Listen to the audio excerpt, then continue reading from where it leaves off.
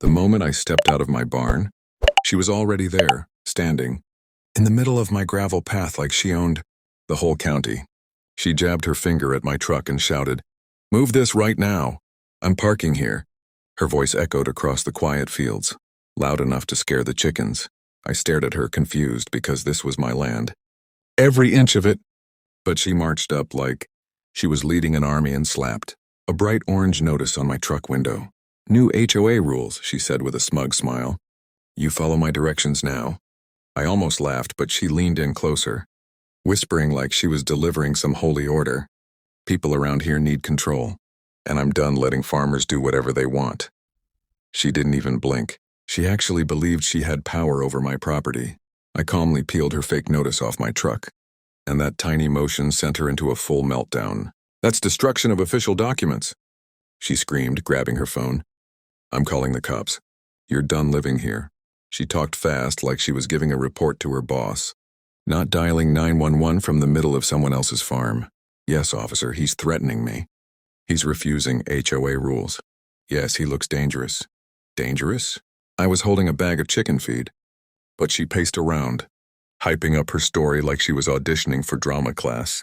And for a second, I wondered what exactly she expected to happen. Then she pointed at me with shaky hands, yelling, "Stay where you are. Cops are on the way and they're taking you in today." She truly believed her words had weight. But I stayed calm, very calm, because she had no idea what she was walking into. No idea whose farm she was trespassing on. No idea who she had just threatened. Inside, I felt that slow burn, anger mixed with disbelief, but I didn't move. I just watched her, letting her sink deeper into her own lies. She kept muttering about rules, fines, violations, like she was building a case that didn't exist, and she had no clue the real sheriff she just called him was me. She didn't wait quietly. She strutted around my driveway like she was preparing for a parade, snapping pictures of my barn, my truck, even my dog, mumbling, "All this will be documented. All this will go in the report." My dog just tilted his head, confused why this stranger was yelling at open space. Then she marched straight to my front porch and tried to stick another fake show notice on my door. "This property will be reassigned if you fail to comply," she said loudly, making sure I heard every word. I followed her slowly, not saying a thing. She mistook my silence for fear. "You know," she said, turning toward me with that proud little smirk, "this neighborhood deserves better than whatever this farm mess is." She waved her hand at my land like it was trash. "Once the officers get here, you'll understand who really runs this place." Her confidence was unreal. She even rehearsed her lies under her breath. He stepped toward me. He blocked me. He raised his voice. None of it happened, but she practiced it like a script. A few minutes later, I heard it. Sirens. She gasped like she had just summoned the whole justice system. "Finally," she said, brushing off her shirt. "Get ready. They're gonna drag you off today." 2 patrol cars rolled up my dirt path, dust swirling behind them. She ran toward them, waving her hands dramatically. "Officers, officers. That's him. Arrest him right now." She didn't even let them step out fully before she pointed at me like I was a wanted criminal. The officers approached slowly, one hand resting near a holster, not from her story but from her energy. She looked back at me with victory shining in her eyes, whispering, "Told you. You're done." But the moment one of the officers got close enough to actually see my face, his expression changed instantly. His posture shifted. His hand dropped from his belt. His eyes widened. "Sheriff?"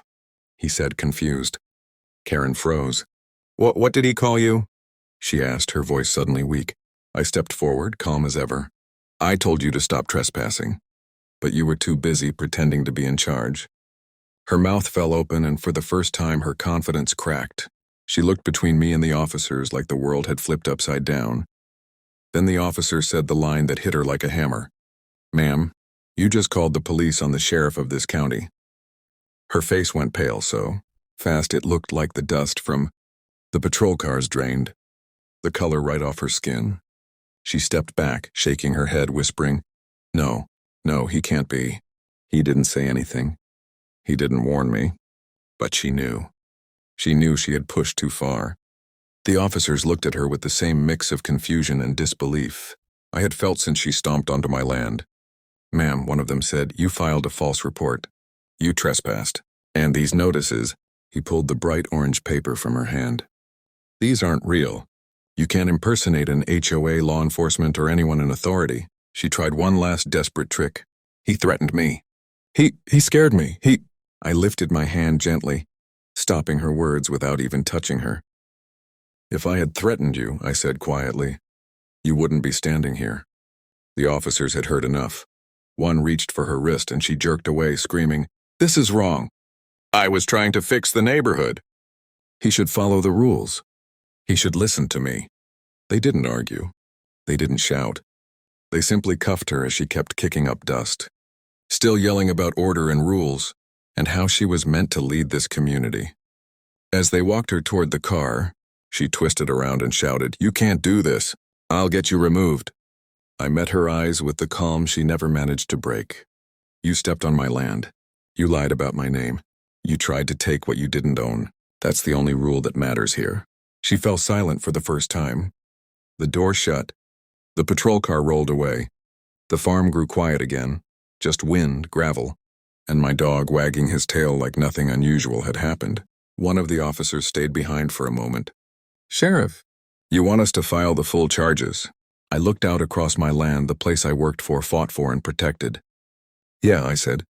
"People need to know they can't take a man's land just because they feel powerful for a minute." He nodded, got in his car, and drove off. I stood there alone, watching the dust settle, feeling that familiar peace return. And I couldn't help saying it out loud, almost to myself. I didn't serve this country, just to let someone tell me I can't park on my own damn farm. And with that, life went back to normal. My land, my rules, my freedom. Exactly how it should be.